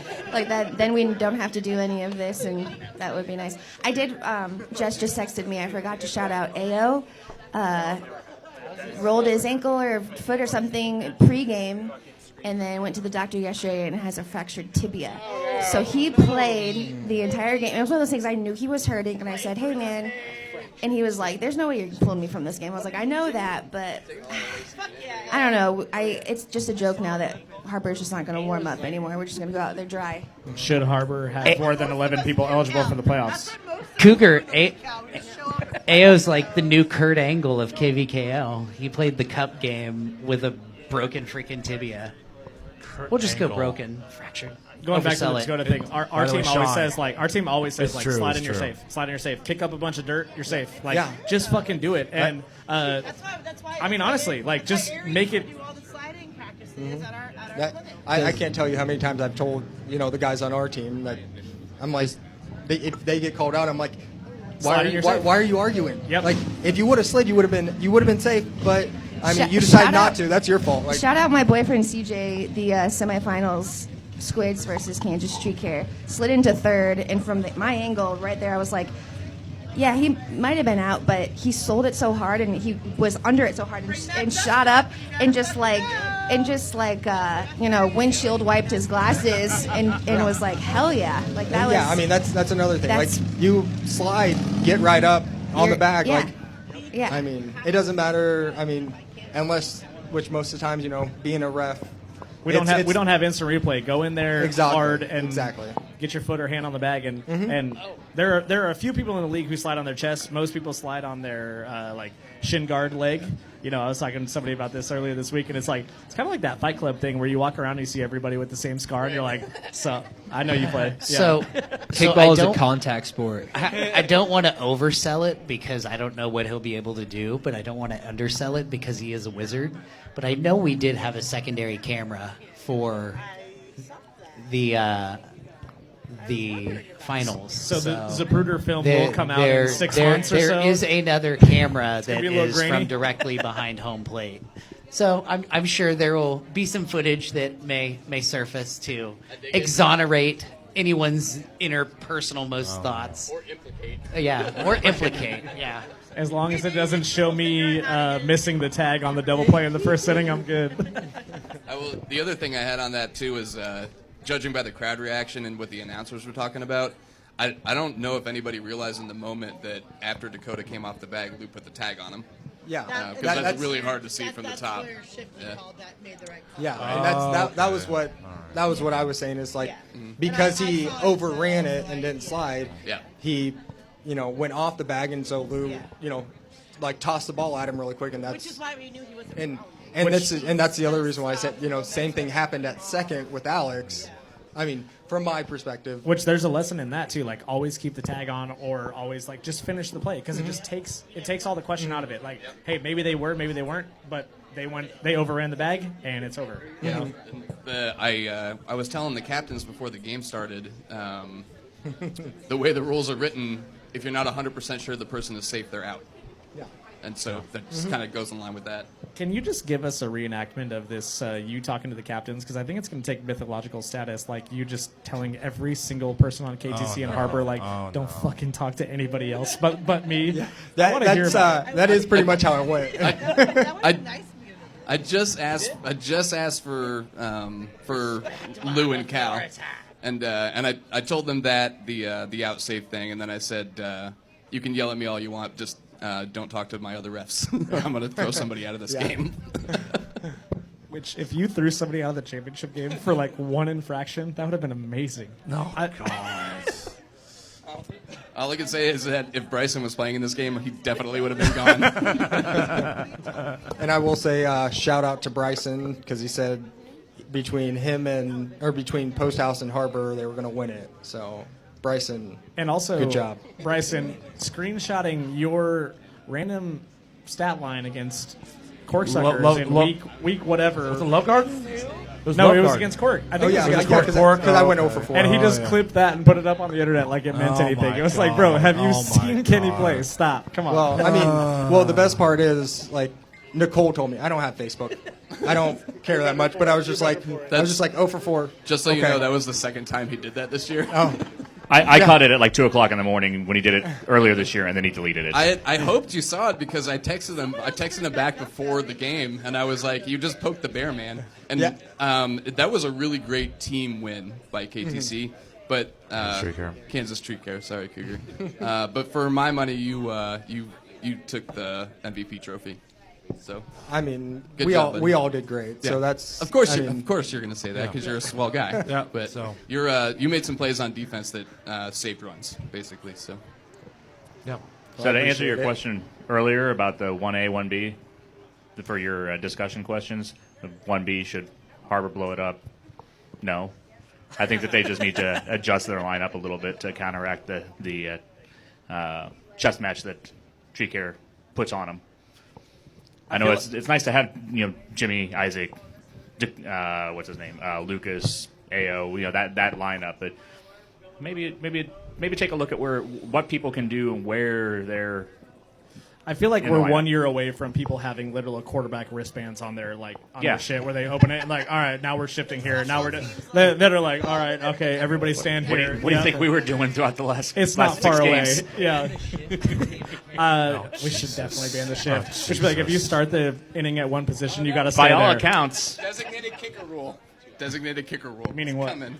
Yeah, I mean, there's a bunch of aging people in this league. We're definitely going to put in a DH rule.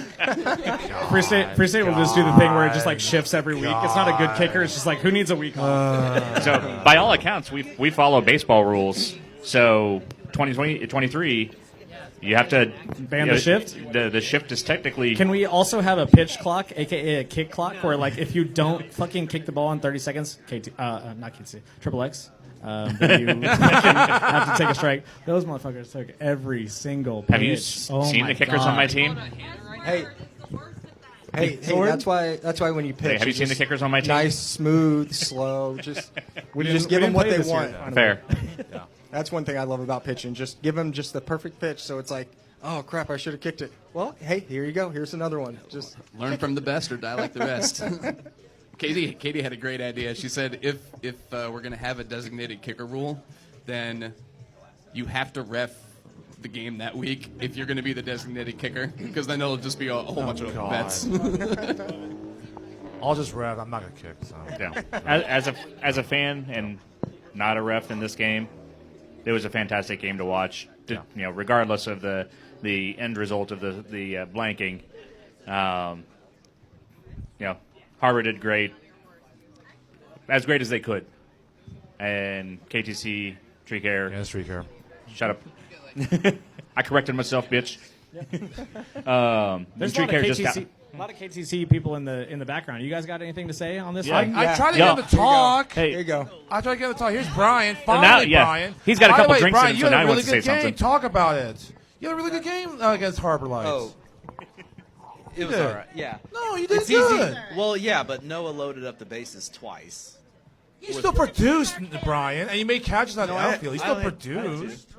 I had two. You were arguably the MVP of that game, Brian. You really were, arguably. You really No, were. that was, and actually, so, all right, there's a number of adjustments. I don't know what all Kenny said, but Turtle's hammy was tight all week, actually for 2 weeks. And he Yes, suggested Eric, to Lou that's for you. he and I to switch.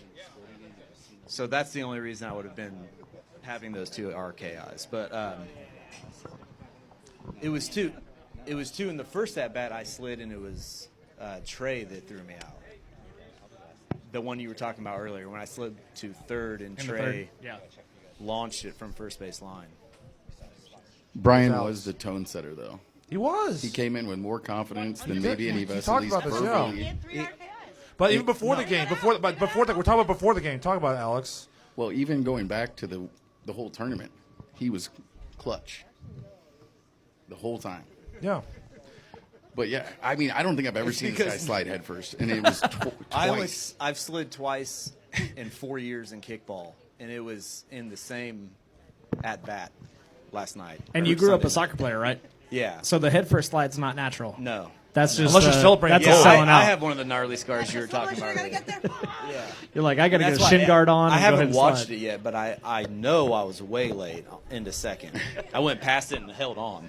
I mean, you see the road rash though that people get on their legs and stuff, and head first is definitely the way to go. Oh, yeah. And like the larger the person, the taller the person, I understand it's like that's a long way to go to get to the ground. Because you always go head first too, right, McKee? You're always head first. Yeah, like the last year's championship game.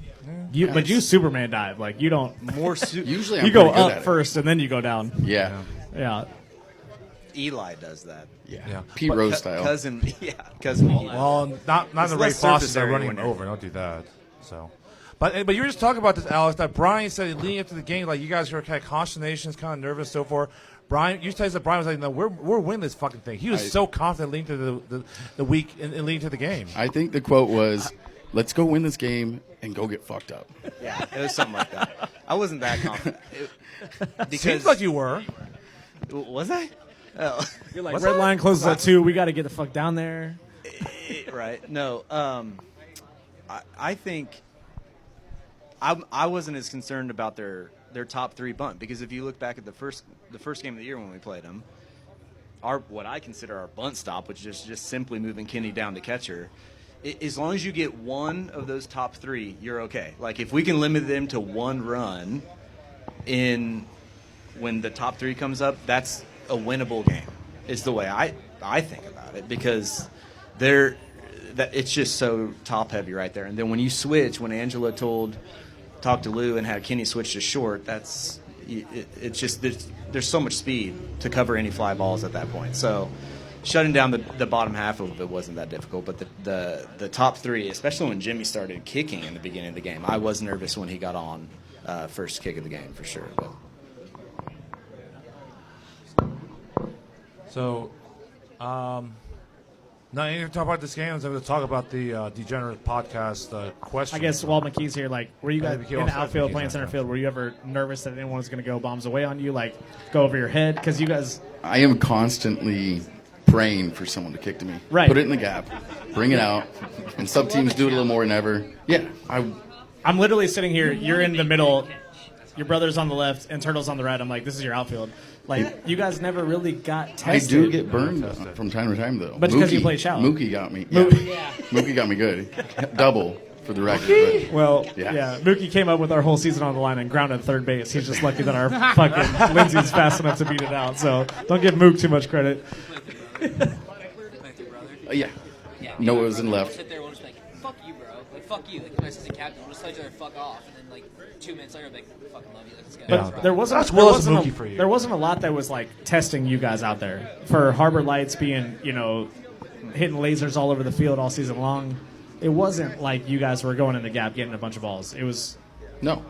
That's not their game, usually. I mean, Isaac's kicked him over my head in the past so far. I'm always thinking, I'm like, why don't you try to do it every time? Because he has the ability to just bomb it.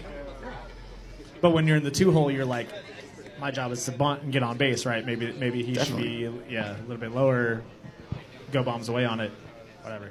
We'll see. Well, you remember back Terminator, right? Yeah. Josh. Yeah. For He Das used to Boot. be the GOAT. And Josh. everyone respected his leg. Sure. And I think, Josh. I feel like the team name was named after his boot. He could kick further than anyone, but sometimes we'd play him, and I'd be like, all right, well. He couldn't just- do it. Yeah, You knew what he was had doing. to physically tell me he couldn't do it. No. Because it's between the ears. It's between the ears. There, you know, you can have it's all the also- physical talent in the world, but his mentality. Also, like what McKee's saying though, like if you're gonna do it, do it. Like Do I'm it, gonna, yeah, I'm gonna play, exactly. I'm gonna play where I play, and if you Yeah. beat me, then you beat me. But otherwise, I'm right here to catch every other ball. And then on top of that, I feel like a lot of good kickers don't kick to center anyways, because even if there's a runner on first, there's that opportunity to kick into an out at second and have a fielder's choice. So you kind of train yourself to kick to the corners. Yeah.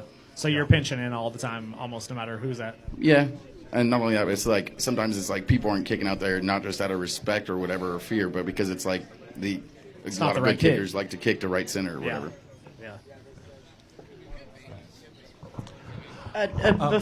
Before you wrap up your degenerates and we finish up tonight, I just want to give a shout out to our commissioner, Ethan Amen. Fincham, this year. Absolutely. Absolutely. I think we all can agree our new scheduling and the way that we moved our play this season benefited everybody in the league from top to bottom. We saw a lot more competitive play every single week, which we never saw before. And I just wanted to throw that out because I think that is a really important thing for everybody to remember. So, yeah. Absolutely agree. All right, so let's go to the Degenerates podcast and the question we had in the preseason about these questions. First, Ben's first set of questions. Will a game of the week be decided by 10 runs or more margin? The answer was yes.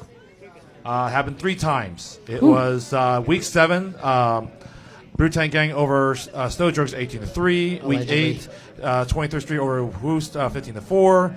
And then Young Spiner Empire week 9, 11-1. Yeah, I think that was the most shocking for me. But was it? Great jump forward for Young Spine, though. Yeah. Question number 2 from Ben. Will anyone get suspended? Oh, Jesus. Yeah. Did I say yes? Don't look at me. I'm not looking at you. Shut up. Whose question was this? Ben. This was Ben's questions. I know, yeah, I know. So, Who got suspended for the yelling answer too loud? was yes. We won't mention how many or who did it, but let's just say yes. Matthew Maurice's suspension is pending. Yikes. Matthew Cosgrove, his question number 1. Will a regular season game have a combined score of 5 runs or less? And the answer is yes. It was, once again, 2 years ago, Johnny's and Free State, game of the week. The final score was 3-1. 3-1. Yep. 2 years ago, 3-1. This year, 3-1. That's crazy. Question number 2. Does Red Lion upset a team in the tournament? The answer is no. They were 5 seed. KBC They were 5 Tropics. seed. Yeah. They No, didn't shut up. upset That's anyone. No, they didn't. Yeah. Shut up. No, they didn't. So, no. Could have. No. Yeah. So, Sean's question number 1. Will there be a team that will successfully defend either the boot, plate, twain, or cup bracket title? The answer was yes. The boot was, Kansas Tree Care. Boot Kansas was Tree no Care. because Hookah House is not there. Plate, let's not talk about them. The Twain, Red Line tried, but unfortunately got ousted by the eventual champion. That's Harvard Honey Badgers, and yes, Kansas Tree Care, the second defend team their title. ever to successfully defend their first title. ever So, shutout. Yeah, the answer is yes. Question number 2: over under 3.5 number of forfeits for the season, including for the postseason tournament. Yes, that was a question. We made it halfway Number there on forfeits. just the Number tourney of alone. forfeits. That shit, I know exactly. that shit got smashed. The over. Yeah. It was over. It's 4. How many were in the playoffs? 4, 2. by 2 the alone, Wu-Tang one game. team. So the Allegedly. forfeits were week 6 Arbar. Best Are wins in you Lawrence. serious? 23rd Street Brewery week 6. Week Yeah. 10, Honey Badgers forfeited to Drop Stoppers, and twice by Brutang Gang. It was 3.5. Yeah, it was 3.5. We hit Wow, 5. That's a good line. Yeah. So it's yeah. 4. Thank you, Brutang. Yeah, whatever. My questions. Over under 3.5. Number of teams who have finished the regular season at 500. Yeah, very exciting. The answer was over. 5. Asteroid Head, Drop Stoppers, Jazz House, Red Legs, and Young Spine all finished at 500. Wow. Yep. Okay. And question number 2. Yeah, it's a mean question. Which number is higher? Number of losses by either Kansas Tree Care or Harbor Lights versus the rest of the league, or number of wins by Empire Kicks Back regular season? Wasn't it tied 0-0? It's a push. 0-0. Yeah, I It's a know. They push. did push what they did. They did absolutely. And both Matthew and Ben called a push. Exactly. Except more like it's a trap. And the winner of that is Benjamin Hutnick. He gets, once again, defending the Degenerate Podcast winner. He gets a bottle of whiskey once again. It cost me $8. Congratulations, Benjamin. So, and for those who care about the Cougar After the podcast for the bracket pool, here are the results. The defending champ Alex, he came last place, 74.5 points. Second to the last play was Ben, 83.5 points. Third place was me. I think I had like 90.5 points. Seth, you came in 95 points. And the winner, and of course, the play champion, only one triple digits, Sean, who beat two champions, his team, and Kansas Street Care with 103 points. Wow, Sean beating Cougar he wins again. $100. Sean owes me money. Call me Triple C. If I pick KTC, I would Call me Triple C. Triple C, I know, yeah. You win a lot of things. Sean I know. put- you won $100. Sean put Cougar in his groin you won again. the Jello Wrestling contest, which is basically pride, and this boot trophy here. So, I think that. Chris has a little something to say before Yes. we wrap it up. Christopher, you got something to say? Oh. Ryan has something too. Outro's on you. Want to go first, Ryan? I just want to say I want 3 teams next year. I want Red Lion. I want No bolt-on material. Stop. I want Jazz House Under the Lights. And I want D-Holes, not because I think we can beat them, but because I've never played them before and I really liked how they play. And that's a shout out to Alex. Is it Airy? Shout out to Airy, their first baseman. This is the first time I've seen D-Holes play, and she was badass at first base. I loved watching that. That was so cool. So I want my revenge on Red Lion. I want the canceled Under the Lights game against Jazz House, and I want D-Holes, so that would be a fun-ass game. First of all, that's not going to happen. Jazz House just played Game of the Week this past season, so that's not going to happen. Maybe you make it happen. angle for it to be on a Saturday. I will say I was going to put out the way too early top 36 2023 rankings on Monday, but I was pretty hungover, so I'll probably get that done by this Sunday. Clearly, we know which 4 teams are top 4. The ones. Posh Wash 4. Yeah, we're sitting at Say 4. 3, yeah. All right, Chris, what you got?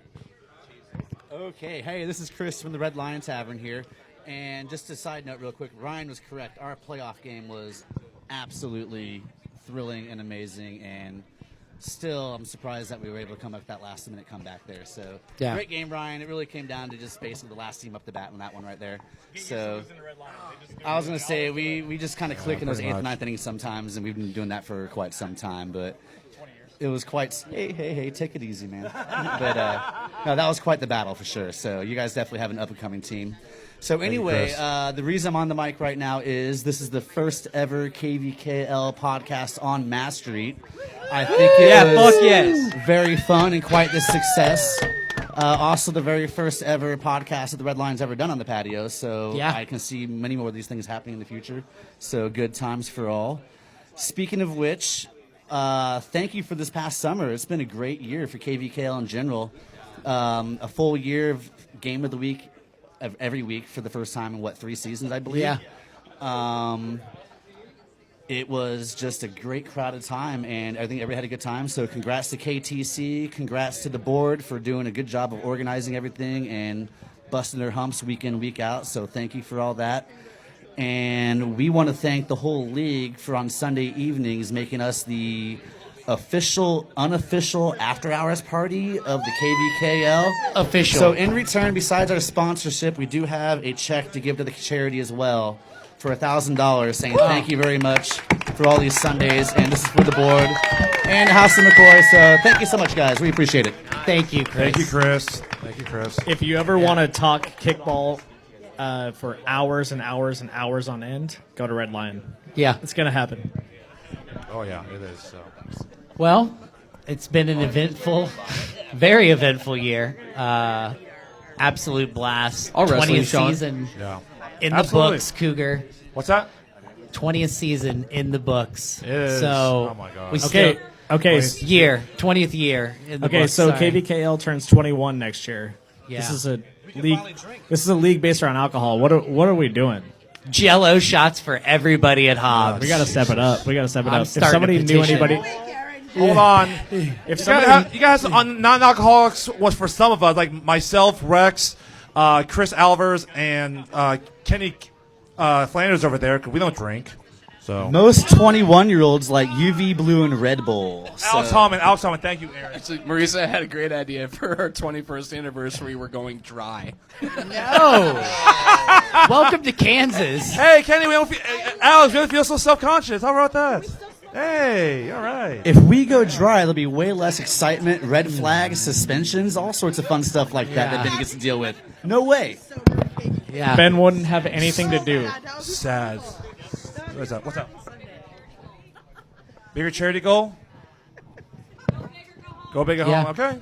September 11th. September Never 11th. forget. That's right. Thank you. Yeah. end of Liberty season party. Hall. Liberty Hall, 7 o'clock, right? Thank you, Aaron. Crash the I party, know, if you will. 7 o'clock, Liberty Hall. Yeah. The end of, with the end of the 20th anniversary, end of season party and charity auction. Come on down. $5 cover and come see your favorite or least favorite KV Kellers for one last time. So. I'm towards the bottom. Towards the bottom? Yeah, that's nice. I'm towards the bottom. Yeah, you are. Fuck yeah. KBC. Oh, jeez. I know. Yeah, donate items, exactly. Items, Donate items, Get yeah, a hold of yeah. the league, get a hold of your board Pendry, member, get a hold of your team captain. Cougar only had to publicly apologize for your team twice this year. I think you guys can top that next year. I- Early line 2.5. No. Come on, let's go. If we're talking about lines, I'm wondering, Cougar, how many times are you going to let our speaker die mid-game? Like, what, over, under? I think, like, this game, it was 2 games this year. I know at least 2 times I've walked by to mid-shouting match like, ooh, it's spicy over there, and it's, you didn't charge the goddamn thing? Dude, Okay, really quick, everybody, what's your hot stove rumor prediction? What's going to happen between this season and next season that's going to change KVKL? Cougar, you're first. Oh, God.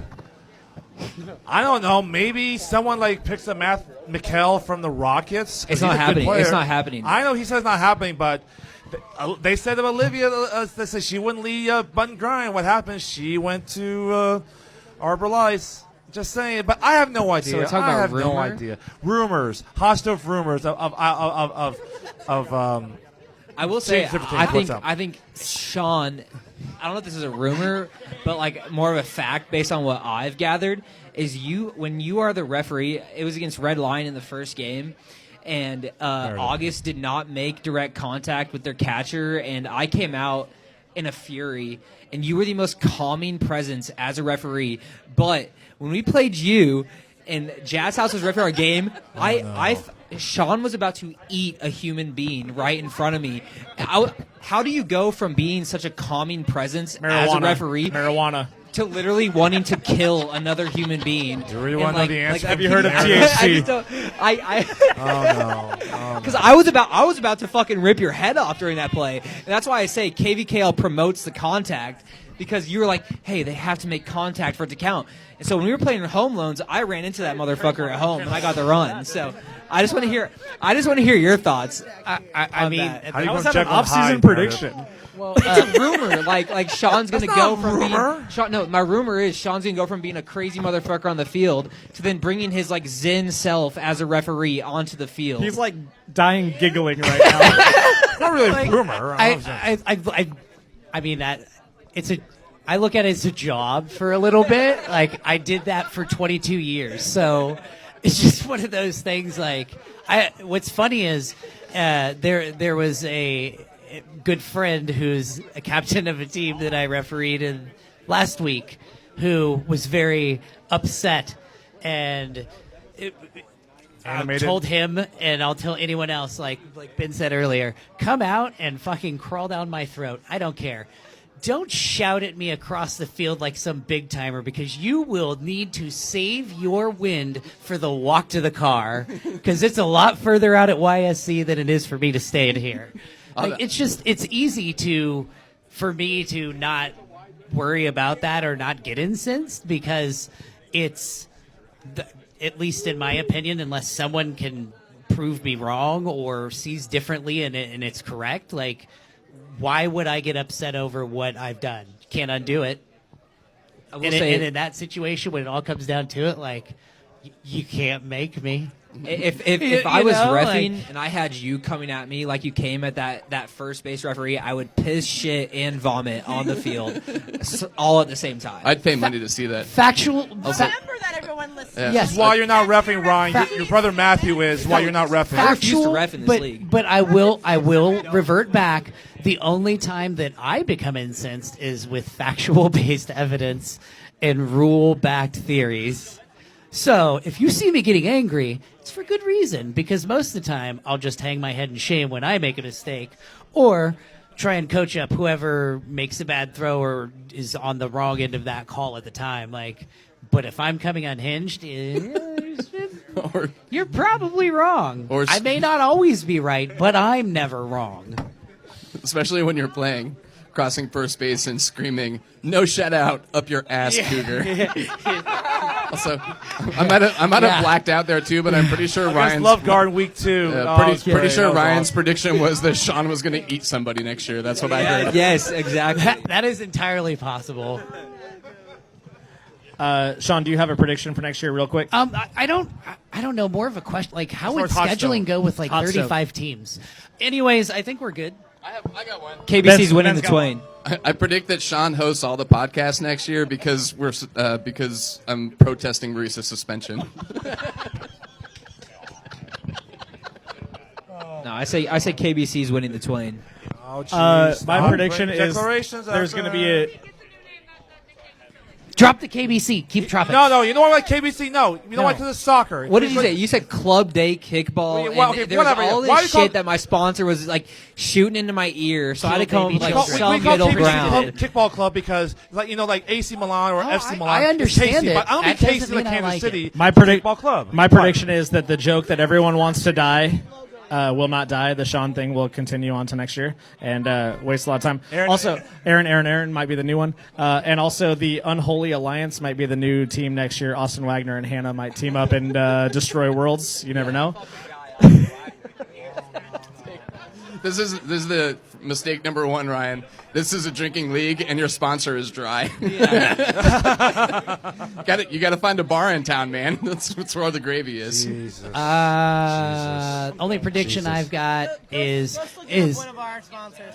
I'm gonna go. My bold take next year is Poshwash over the Ghosts for the Diana plate. All right. It's going to be unpopular, but I predict we do get a super team next year. I think somebody's going to put one together. I don't Like disagree Luce with that. They're gonna put together. Somebody's gonna put together a super team, and they're gonna finish 4th. Congratulations! It takes. Did LeBron James win the championship his first year? No. You know who's beating that super team in the playoffs? Red Lion. Red Lion's going to beat him in extras. Spend all your time all summer and lose all your friends, but it ain't gonna happen. Bryson. Cougar, you got a send You out got song? an outro here. Thank you all for listening all year. Nice. All right. I dig it. It was good. Yeah. Thank you, everyone. Thank you, Red Lion. You're the kings. Thank you, Chris.